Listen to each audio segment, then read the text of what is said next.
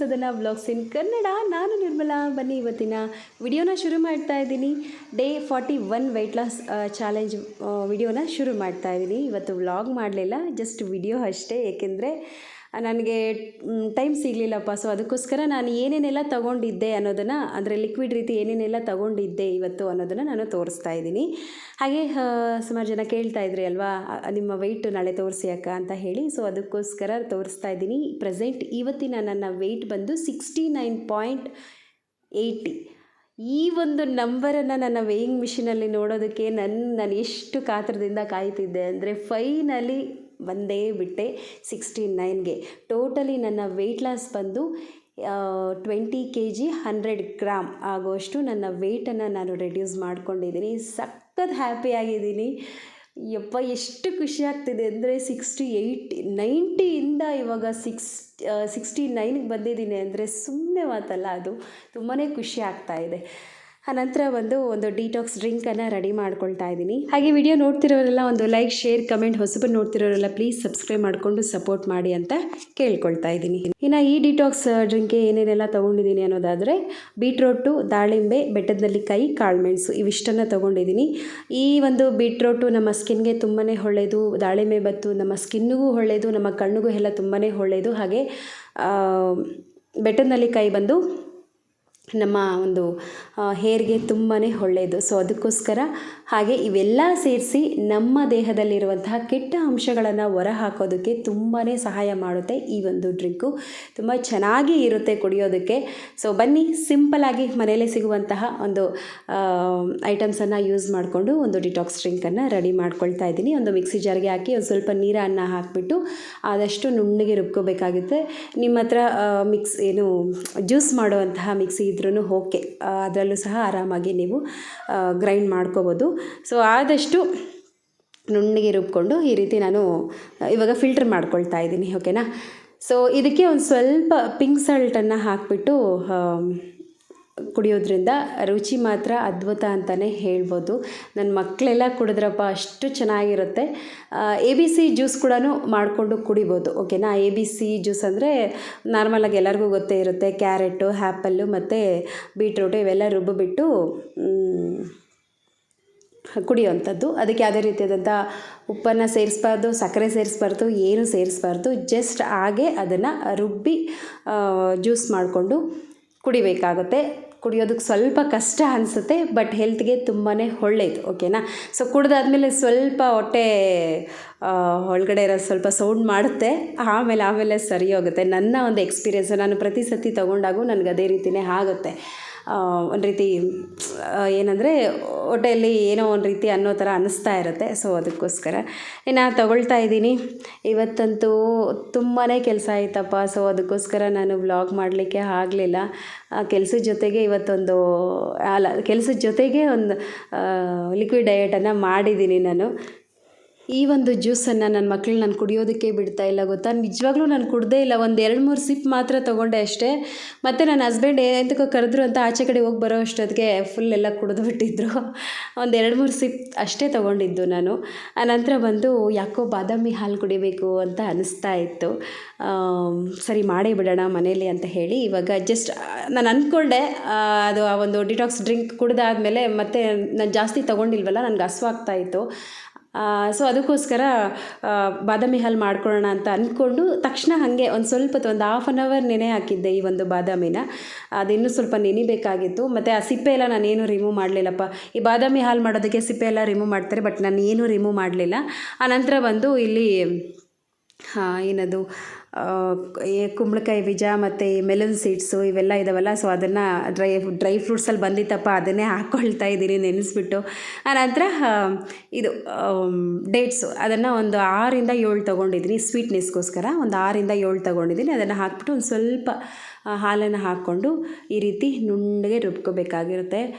ಎಷ್ಟು ಚೆನ್ನಾಗಿತ್ತು ಗೊತ್ತಾ ಬಾದಾಮಿ ಹಾಲು. ಸಕ್ಕರೆ ಇಲ್ಲ, ಬೆಲ್ಲ ಇಲ್ಲ, ಆಮೇಲೆ ಕಸ್ಟರ್ಡ್ ಪೌಡರ್ ಇಲ್ಲ, ಏನೂ ಇಲ್ಲಪ್ಪ. ಆರಾಮಾಗಿ ಈ ರೀತಿ ಮಾಡಿದೆ. ಎಷ್ಟು ಸೂಪರಾಗಿತ್ತು ಅಂದರೆ ನೋಡಿ, ಬಿಸಿ ಬಿಸಿ ಹಾಲಿಗೆ ನಾನು ಇದು ಮಾಡ್ತಾಯಿದ್ದೀನಿ.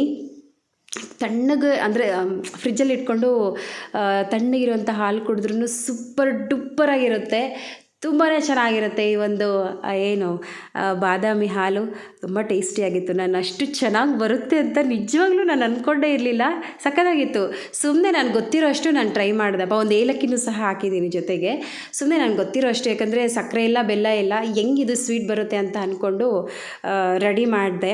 ಯಾಕಂದರೆ ಡೇಟ್ಸ್ ಎಲ್ಲ ಹಾಕಿದ್ದೀನಲ್ಲ, ಅದೊಂದು ಸ್ವಲ್ಪ ಸ್ವೀಟ್ನೆಸ್ ಕೊಡ್ತಾಯಿತ್ತು. ಸ್ವಲ್ಪ ಸಪ್ಪೆ ಇತ್ತು, ಏನು ಮಾಡೋಕ್ಕಾಗೋದಿಲ್ಲ, ಓಕೆನಾ. ಬಟ್ ಟೇಸ್ಟ್ ಅಂತೂ ಅದ್ಭುತ ಅಂತಲೇ ಹೇಳ್ಬೋದು. ನಾನು ಆಲ್ರೆಡಿ ಹಾಲನ್ನು ಕಾಯೋದಕ್ಕೆ ಇಟ್ಟಿದ್ದೆ.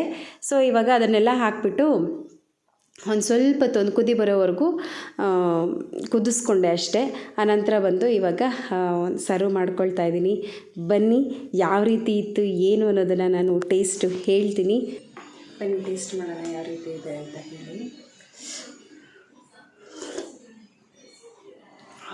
ಸ್ವಲ್ಪ ಸಪ್ಪೆ, ಪರವಾಗಿಲ್ಲ, ಸಕ್ಕರೆ ಬೇರೆ ಏನೂ ಬೇಡ, ಸೂಪರಾಗಿದೆ. ನನ್ನ ಮಗಳಿಗೆ ಮಾತ್ರ ಒಂದು ಸ್ವಲ್ಪ ಸಕ್ಕರೆ ಹಾಕ್ಕೊಡ್ತೇನೆ.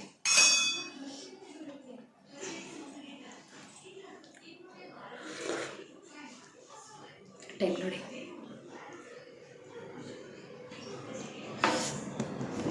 ಒಂದೂವರೆಗೆ ಇನ್ನೂ 10 ನಿಮಿಷ ಇದೆ. ಇನ್ನು 10 ನಿಮಿಷ ಇದೆ. ಸೂಪರಾಗಿದೆ. ಸ್ವಲ್ಪ ಸಪ್ಪೆ ಅಷ್ಟೇ. ಬಟ್ ಬನಾನ ಎಲ್ಲ ಹಾಕಿದರೆ ಸ್ವೀಟ್ ಇರ್ತಾಯಿತ್ತು. ಬಟ್ ಬಾದಾಮಿ ಹಾಲಿಗೆ ಬನಾನ ಎಲ್ಲ ಏನೂ ಹಾಕೋದಿಲ್ವಲ್ಲ. ನಿದೀಕ್ಷಾ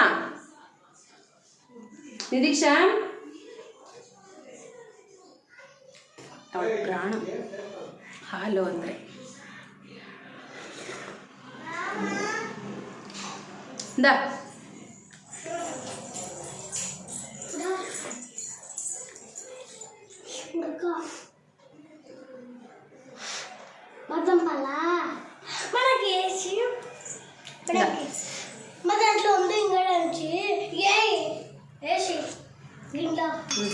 ಸಕ್ಕರೆ ಇಲ್ಲದ ಸಪ್ಪಡೆ ಟೇಸ್ಟು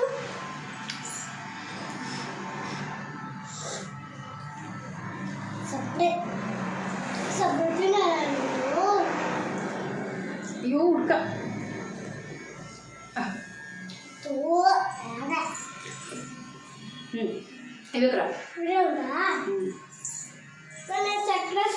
ಒಳಗೊಂದು ಸ್ವಲ್ಪ ಕೊಟ್ಬಿಡ್ತೀನಿ.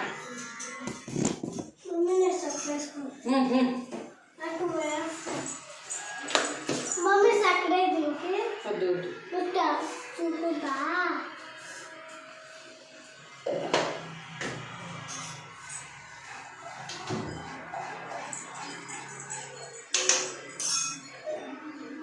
ಅಂತೆ ಪಶಿ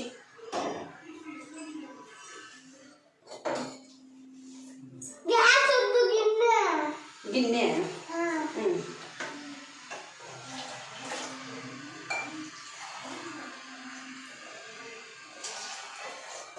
ದೊಡ್ಡವಳಿಲ್ಲ, ಮನೆ ಕೆಳಗೆ ಹೋಗಿದ್ದಾಳೆ ಅವ್ರ ಅಪ್ಪ ಜೊತೆ. ಸುಮ್ಮನೆ ಹಂಗೆ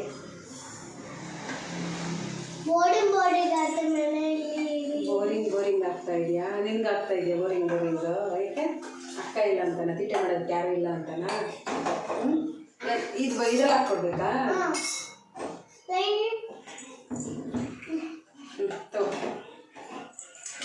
ಆಯ್ತ್ಕೊಂಡು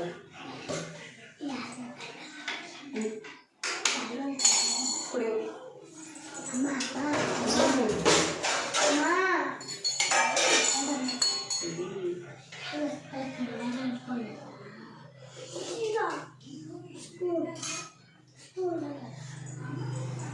ಹುಷಾರು. ಇನ್ನು ಈವ್ನಿಂಗ್ ಬಂದು ಮಜ್ಜಿಗೆನ ತೊಗೊಂಡಿದ್ದೀನಿ. ಒಂದು 1/4 ಲೀಟರ್ ಆಗೋಷ್ಟು ಮಜ್ಜಿಗೆನ ತೊಗೊಂಡಿದ್ದೀನಿ. ಅದಕ್ಕೆ ಯಾವುದೇ ರೀತಿಯಾದಂಥ ಏನು ಈರುಳ್ಳಿ, ಮೆಣಸಿನ್ಕಾಯಿ ಮತ್ತು ಕೊತ್ತಂಬರಿ ಸೊಪ್ಪು ಇವೆಲ್ಲ ಏನೂ ಇಲ್ಲ. ಜಸ್ಟು ಮೊಸರನ್ನ ಸ್ವಲ್ಪ ನೀರಾಗಿ ಮಾಡಿಕೊಂಡು ಒಂದು ಸ್ವಲ್ಪ ಉಪ್ಪು ಹಾಕ್ಕೊಂಡು ಮಜ್ಜಿಗೆ ಮಾಡ್ಕೊಂಡಿದ್ದೀನಿ. ಸೊ ನಾನು ನಿಜವಾಗ್ಲೂ ಹೇಳ್ತಾ ಇದ್ದೀನಿ, ನನಗೆ ಹಸ್ವು ಅನ್ನೋದೇ ಆಗ್ತಾಯಿರಲಿಲ್ಲ. ಯಾಕಂದರೆ ನಾನು ನೆನ್ನೆ ಎಲ್ಲ ನಾನ್ ವೆಜ್ ಚೆನ್ನಾಗಿ ತಿಂದಿದ್ನಲ್ವಾ, ನಿಜವಾಗ್ಲೂ ಹಸ್ವೇ ಆಗ್ತಾಯಿರಲಿಲ್ಲ.